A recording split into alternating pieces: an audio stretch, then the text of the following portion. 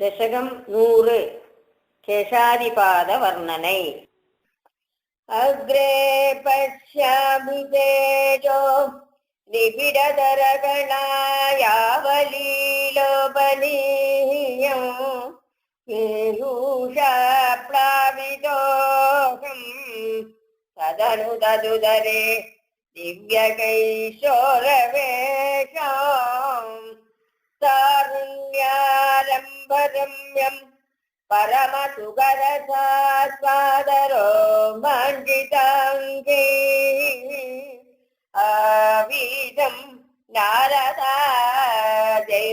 विलसदुपनिषत्सुन्दरी मण्डले च नीलाभं कुञ्जिताग्रं गणममलधरं संयतं चारुभङ्ग्या रक्तोत्तं स्वाभिरामं वलयितमुदयच्चन्द्रकैः पिञ्जजालैः मन्दारसन्निभीतं तव मृदुकबरीवारमालोकयेगा श्वेतश्वेतोत्तपुण्डामपि च सुललितां बालबाले सुवीतिं कृत्यम्बूर्णानुकम्बार्णवमृदुलहरी चञ्चलभ्रूविलासैः रानील नित्यभक्ष्मावलिपरिलसितं नेत्रयुग्मं विभोते सान्द्रसायं विशालारुणकमलदलाकारमामुक्तदारं कारुण्यालोकलीला शिशिरितभुवनं क्षिप्यदा मय्यनादे उत्तुङ्गोलासिनाथं हरिमणिमुहुरप्रोलसद्खण्डपाणि व्यालोलकर्णपादाङ्गितमकरमणि कुण्डलद्वन्द्वदीप्नोम् उन्मील दन्तपङ्क्ति स्फुरदरुणतरच्छायबिम्बादरन्दः प्रेति प्रस्यन्ति मन्दस्मितमधुरधरं वक्त्रमुद्भासदा मे बाहुद्वन्द्वेन रत्नोज्ज्वल वलयवृता शोणपाणिप्रवाळे नोपातां वेणुनाळिं मृदुदनगमयूखाङ्गुली सङ्गसारां कृत्वा वक्त्ररविन्दे सुमधुरविकसत्रागमुद्भाव्यमाने शब्दब्रह्ममृणे स्वं शिशिरितभुवनैः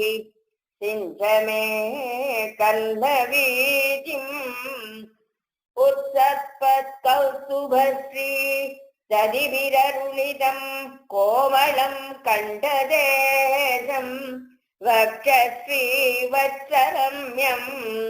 सरलधरसमुद्दीप्रहारप्रधानम् नानावर्णप्रसूना वलिकिसलैनिं वन्द्यमानं विलोल लोलम्बं लम्बमानमुरदितवददा भावये रत्नमाला अङ्गे पञ्चाङ्गरागैः अतिशयविकसत्सौरभा कृष्टलोकम् लीनानेकत्रिलोके विदधिमविकृशां बिभ्रतं मध्यवल्लीं शक्रात्मन्यस्तदत्तोज्ज्वलकनघनिभं पीडशेलं ददानं ध्यायामो दीप्तरश्मे स्फुटमणिरसनां किङ्किणी मण्डितं त्वाम् ऊरुजा गणमसिणरुजौ चित्तचोरौ रमाया विश्वक्षोभं विसंज्ञ ध्रुवमनिशमुभौ पीडचेलावृताङ्गौ आनम्राणं पुरस्तान्य सनदिदसमसाप्तपाळिसमुद्र चायं जानोद्वयं जक्रममृदुलमनोकेजजङ्केलिरेवे मञ्जीरं मञ्जुनादैरिव पदभजनं श्रेयगित्यालबन्धं पादाभ्यं प्रान्तिमज्ज प्रणदजनमनो मन्दरोदरकूर्मो उत्तुङ्गाताम्रराजन् नगर शिवगरज्योत्स्नया चस्विदानां सन्दाव द्वान्दगन्धिं दधिमनुकलगे मङ्गलामङ्कुलीनां योगीन्द्राणां त्वदङ्गेष्वधिगतुमधुरं मुक्तिपादं निवास भक्तानां कामवर्षद्युतरुक्किसलयं नादते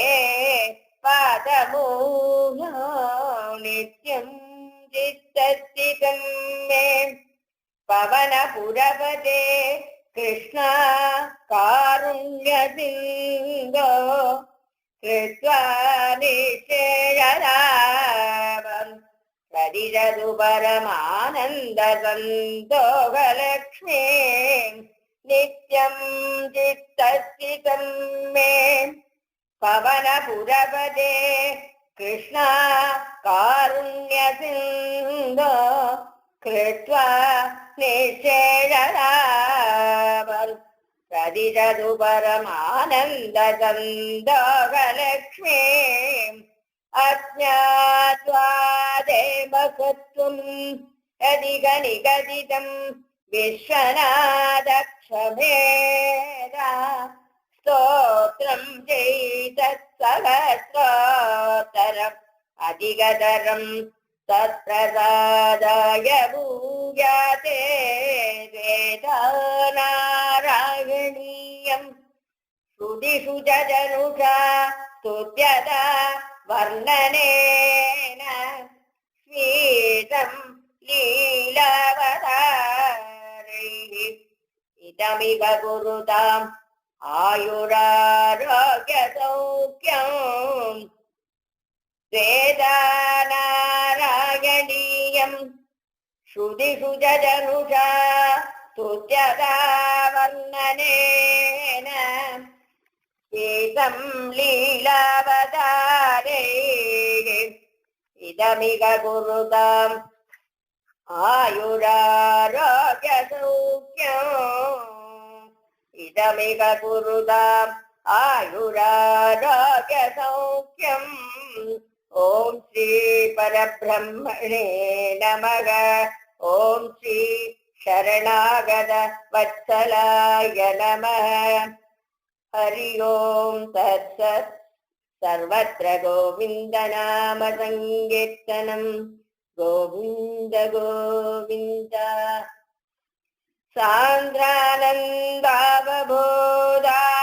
सान्द्रानन्दावबोधात्मकमनुपमितं कालदेशावधिज्ञा निर्मुक्तं नित्यमुक्तं निगमशतसहस्रेण निर्भास्यमानो अस्पष्टं दृष्टमते पुनरुरुपुरुषार्थात्मकं ब्रह्मतत्त्वं तत्तावत्पादिसाक्षात् गुरुपवनपुरे हन्तभाग्यं जनानां गुरुपवनपुरे हन्तभाग्यं जनानां गुरुपवनपुरे हन्तभाग्यं जनानां सच्चिदानन्दरूपाय विश्वोत्पत्त्यादिहेतवे तापत्रय विनाशाय श्रीकृष्णाय वयं नमः। नमो धर्माय महते नमः कृष्णाय वेदसे ब्राह्मणेभ्यो नमस्कृत्य धर्मान् वक्षे सनातनान् एतद्वक्कथितं विप्रा विष्णोत्तरितमद्भुतं भवद्दिव्यदशं पृष्टो नारायणाम्बुरुषोचितम् अत्र सङ्गीर्तितः साक्षात् सर्वपावहरो हरिः नारायणो ऋषिकेशो भगवान् सत्त्वताम्बदिः। अत्र ब्रह्मपरं गुह्यं जगदप्रभवाप्ययं ज्ञानं च तदुपाज्ञानं प्रोक्तं विज्ञानसंयुतं भक्तियोगसमाख्यातो वैराग्यं च तदाश्रयं पारीक्षितमुपाख्यानं नारदाख्यानमेव च प्रायो भवेतो राजर्षेर् विप्रशापात् परीक्षितः शुकस्य ब्रह्मर्षवस्य संवादश्च परीक्षितः योगधारणयोत्क्रान्ति संवादो नारदाजयोः अवतारानुगीतं च सर्गप्रादानिकोऽग्रतः विदुरोद्धवसंवादः शत्रुमैत्रेययोस्ततः पुराणसहिता प्रश्नो महापुरुषसंस्थितिः तदप्राकृतिकः सर्ग सप्त वै कृतिकाश्च ये ततो ब्रह्माण्डसम्भूतिर्वैराजपुरुषो यतः कालस्य स्थूलसूक्ष्मस्य गतिपत्नसमुद्भवः भुवमुद्धरणो वेदे हिरण्याक्षवतो यथा ऊर्ध्वदिव्यगवाक्सर्गो रुद्रसर्गस्तदैव च अर्धनादीनरस्याद यतस्वायम्भुवो मनुः शतरूपादया स्त्रीणाम् आद्या प्रगतिरुत्तमा सन्दानो धर्मपत्नीनां कर्दमस्य प्रजापते अवतारो भगवतः कपिलस्य महात्मनः देवहूत्या च संवादः कपिलेन च धीमता नवब्रह्मसमुद्भक्ते दक्षयज्ञविनाशनम् ध्रुवस्य चरितं पश्चात् मृतो प्राचीनबर्हिषः नारदस्य च संवाद तदप्यव्रतं द्विजा नावेस्ततोऽनुचरितं ऋषभस्य भरतस्य च दीपवत्ससमुद्राणां गिरीनद्युपवर्णनं ज्योतिश्चक्रस्य संस्थानं पातालनरगस्थितिः दक्षजन्मप्रदेदोभ्यः तत्पुत्रीणां च सन्ततिः यतो देवासुरनराः शैल्यग्नगगधादयः स्वास्तस्य धर्मनिधनं पुत्रयोश्च दिदे द्विजाः दैत्येश्वरस्य चरितं प्रह्लादस्य महात्मनः मन्वन्तरानुगतनं गजेन्द्रस्य विमोक्षणं मन्वन्तरावतारश्च विष्णोर्कयशिरादयः कौर्मं दान्वन्तरं मात्स्यं वामनं च जगत्पदे क्षीरोदमदनं दत्वत् अमृतार्थे दिवौगसाम् देवासुरमहायुद्धं राजवंशानुकीर्तनम् इक्ष्वाकुजन्मतद्वंशः शुद्धुन्वस्य महात्मनः इळोपाख्यानमत्रोक्तं तारोपाख्यानमेव च सूर्यवंशानुगतनं शशाधाद्यानृगादयः सौकन्यं चादसर्ग्यादे कगुस्तस्य च धीमदः गड्वाङ्गस्य च बान्धादो सौवरे सगरस्य च रामस्य कौसलेन्द्रस्य चरितं किल्बिषाभगम् निमेरङ्गपरित्यागो जनकानां च सम्भवः रामस्य वर्गवेन्द्रस्य निक्षत्रकरणं भुवः ऐलस्य सोमवंशस्य ययातेर्नहुषस्य च दौषन्दे भरतस्यापि चन्दनोत्सत्सुतस्य च ययाते ज्येष्ठपुत्रस्य यदोर्वं सोऽनुकीर्तितः यत्रावतीर्णो भगवान् कृष्णाख्यो जगदीश्वरः वसुदेवगृहे जन्म ततो वृत्तिश्च गोकुले तस्य कर्माण्यपाराणि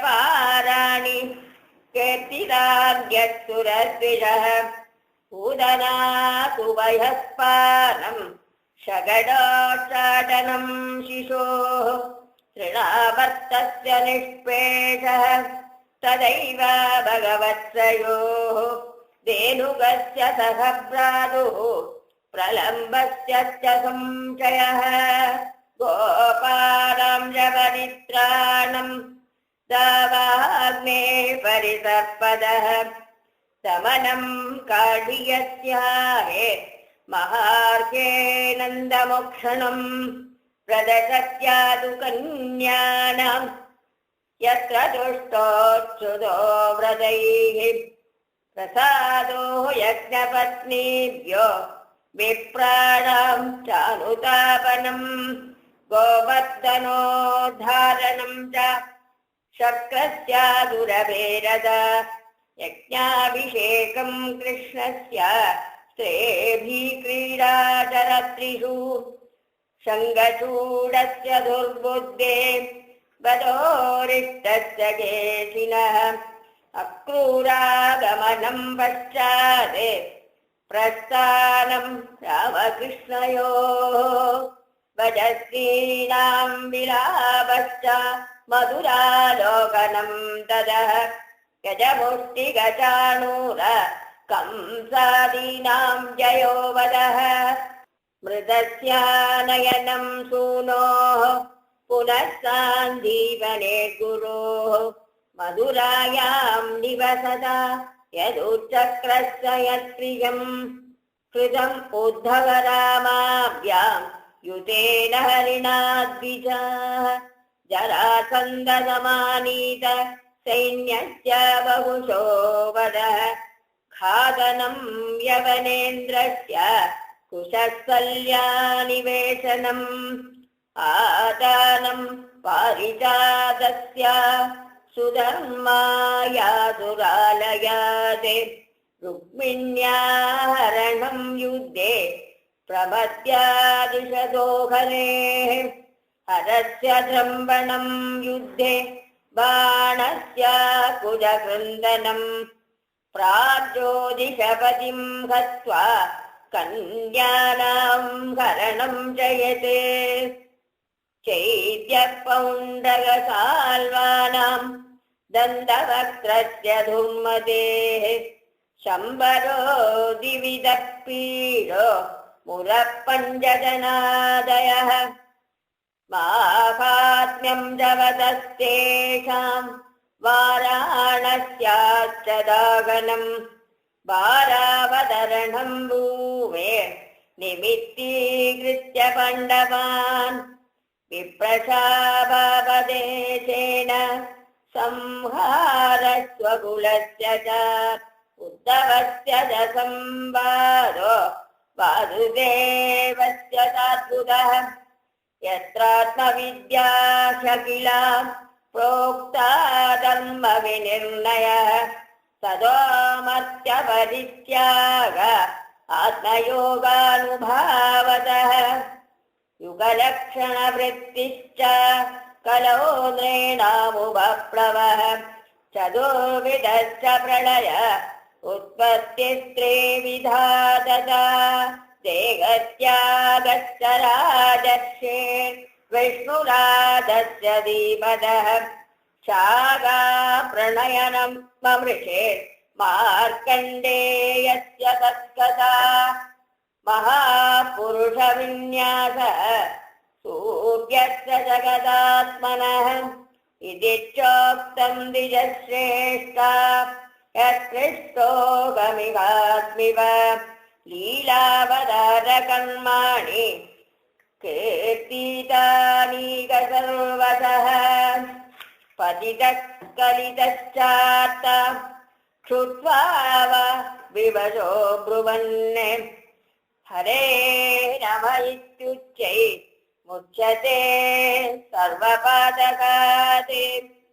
पतितः कलितश्चार्थ श्रुत्वा विवशो ब्रुवन् हरे नमः इत्युच्चै मुच्यते सर्वपातकात् पतितः कलितश्चार्थ श्रुत्वा विवशो ब्रुवन् हरे नमः इत्युच्चै मुच्यते सर्वपातकात् संकीर्तमानो भगवानन्दः श्रुतानुभावो व्यसनं व्यपुंसां प्रविश्य चित्तं विदुनोत्यशेषं यदा तमोकोभ्र विवादिवादः मृषागिरिस्ता असतीरसत्कथा मृषागिरस्ता ह्यसतीरसत्कथा न गद्यते यद्भगवानदोक्षजः तदेव सत्यं तदुहैव मङ्गलं तदेव पुण्यं भगवद्गुणोदयं तदेव रम्यं रुचिरं नवं नवं तदेव शश्वन्मनसो महोत्सवं तदेव शोकार्णवशोषणं नृणां यदुत्तमश्लोकयशोऽनुगीयते न तत्त्वजश्चित्रपदं हरेर्यशो जगत्पवित्रं प्रगृणीरकर्किचित् तद्वाचतीर्थं न दुःखं ससेवितं यत्राच्युतस्तत्र हि साधवो मलाः स वाग्विसर्गो जनतादसंप्लवो यस्मिन् प्रतिश्लोकमबद्धवत्यपि नामान्यनन्दस्य यशोङ्गितानि शृण्वन्ति गायन्ति गृह्णन्ति साधवः नैष्कर्ममप्यच्युतभाववर्जितं न शोभते ज्ञानमलं निरञ्जनं कुतः पुनः षट् अभद्रमीश्वरे न कल्पितं कर्म यदप्यनुत्तमं यशस्रियामेव परिश्रमः परो वर्णाश्रमाचारदभस्कृतादिषु अभिस्मृति श्रीधरपादपद्मयो गुणानुवादश्रवणादिविंशते अभिस्मृति कृष्णपदारविन्दयो क्षीणोत्यभद्राणि शमं तनोति च सत्त्वस्य शुद्धिं परमत्वभक्तिं ज्ञानं च विज्ञानविरागयुक्तं योग्यं द्विजाग्रा बदभूरिभागा यच्चश्वदात्मन्नखिलात्मभूतं नारायणं देवमदेवमीशम् अजस्वभाव गजदा विवेश्य अहं च संस्मारित आत्मतत्त्वं श्रुतं पुरा मे परमशिवक्त्राद् प्रायो भवेशे द्रिपदे परीक्षितः सदर्शिनां महतां च शृण्वताम् एतद्वक्कथितं विप्रा कदनीयोरुकर्मणः माहात्म्यं वासुदेवस्य सर्वाशुभविनाशनं य एवं श्रावयेन्नित्यं यामक्षणमनन्यदीः श्रद्धावान् योऽनुष्ठास्यति पुनात्यात्मानमेव सा द्वादश्यामेकादश्यां वा शृण्ववान् द्वादश्याम् एकादश्यां वा शृण्वन्नायुष्यवान् भवेत् पठत्यनश्यन् प्रयतः तदो भवत्यपातकीम् पुष्करे मधुरायां च द्वारवत्यां यदात्मवान् उपोष्य संहितामेतां पठित्वा मुच्यते भयात् देवता मुनयस्सिद्धाः विदरो मनवो नृपाः यच्छन्ति कामान् गृणद शृण्वतो यस्य कीर्तनात् ऋचो यजुंषि सामानि द्विजोदित्यानुविन्दते मधुकुल्या कृतकुल्या पयकुल्याश्च तद्बलम् पुराणसंहितामेताम् अतीत्य प्रयतो द्विजः प्रोक्तं भगवता यत्तो तत्पदं परमं व्रजेत् विप्रोदित्याप्नुयात् प्रज्ञां राजन्यो दधिमेकलाम् वैश्यो निधिपतित्वं च शूद्रशुद्ध्येतपातकात् कलिबलसंहति कालनोगिलेशो हरिरिदरत्र न गीयदेहभीष्णम् इह तु पुनर्भगवान् शेषमूर्तेः परिपठितो नु पथं कथाप्रसङ्गहे तमहमजन मनन्दमात्मतत्त्वं जगदुदयस्थितिसंयमात्मशक्तिं दुपदि विरज शक्रशङ्कराद्यैः सुरवसितस्तवमच्युतं नतोऽस्मि उपचितनवशक्तिभिः स्व आत्मनि उपरचितस्थिरजङ्गमालयाय भगवत उपलब्धि मात्रताम्ने सुरऋषभाय नमः सनातनाय स्वस्तुगणभृद चेता सद्दुदस्तान्यभावोऽपि अजितरुचिरलीला कृष्णसारस्वतीयम् यदनुद कृपया यस्तत्त्वदीपं पुराणं तम् अखिलविधिनघं व्यासदूनं नतोऽस्मि भवे भवे यथा भक्तिः पादयोस्तव जायते तथा कुरुष्व देवेश नातस्त्वं नो यतः प्रभो भवे भवे यदा भक्तिः पादयोस्तव जायते तदा कुरुष्व देवेश नातस्त्वं नो यतः प्रभो नाम संकीर्तनं यस्य सर्वपापप्रणाशनं प्रणामो दुःखशमनः तं नमामि हरिं परं नाम संकीर्तनं यस्य सर्वपापप्रणाशनं प्रणामो दुःखशमनः तं नमामि हरिं परम् जय जयदीश हरे कृष्ण जय जगदीश हरे जय गुरु मारुद मंदिरनाथ जय गुरु मारुद मंदिरनाथ जय जगदीश हरे कृष्ण जय जगदीश हरे किङ्गिणि पदकमला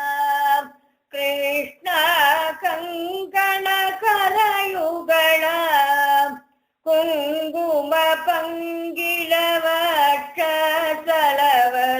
कुङ्कुम पंगिल वक्षसलवर कुवलय दळ नीला कृष्ण जय जगदीश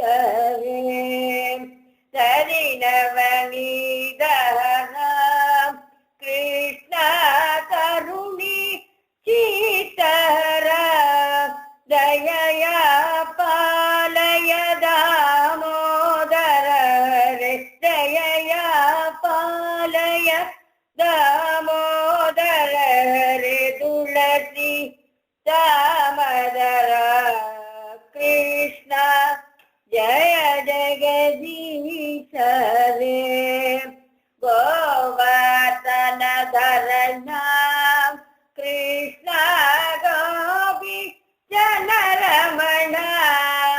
कोमल पल्लव सुंदर शरण कोमल पल्लव सुंदर शरण कोकिल मधुवदन कृष्ण जय जगदीश हरे नंद कुमार हरे कृष्ण नारद गीत गुण नारायण वर भट्टद्रीकृत नारायण वर भट्टद्रीकृत सूरिवर शुभ बलद कृष्ण जय जगदीश हरे पूंदन भक्त प्रिया कृष्ण वृंदावन रसिका प्रेमी भावुक मंडल पूजित प्रेमी भावुक मंडल पूजित पाद सरोज युग कृष्ण जय जगदीश हरे जय जगदीश हरे कृष्ण जय जगदीश हरे जय गुरु मारुद मंदिर नाद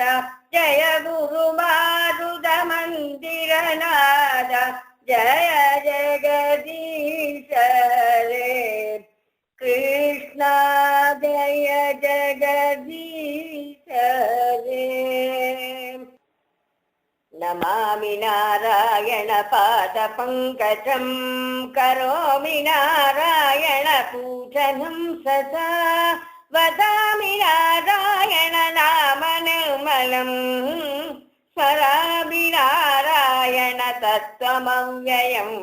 नारायण नारायण नारायण नारायण नारायण नारायण नारायण नारायण नारायण नारायण नारायण नारायण नारायण नारायण नारायण नारायण सर्वे भवन्तु सुखिनः सर्वे सन्तु निरामयाः सर्वे भद्राणि पश्यन्तु मा कश्चित् दुःखभाग् भवेत् श्रीकृष्ण गोविन्द हरे मुरारे श्रीनाथ नारायण वासुदेव श्रीकृष्ण गोविन्द हरे मुरारे श्रीनाथ नारायण वासुदेव श्रीकृष्ण गोविन्द हरे मुरारे श्रीनाथ नारायण वासुदेव सर्वत्र गोविन्द नाम संकीर्तनं गोविन्द गोविन्द सर्वत्र गोविन्द नाम संकीर्तनं गोविन्द गोविन्द सर्वत्र गोविन्द नाम संकीर्तनं गोविन्द गोविन्द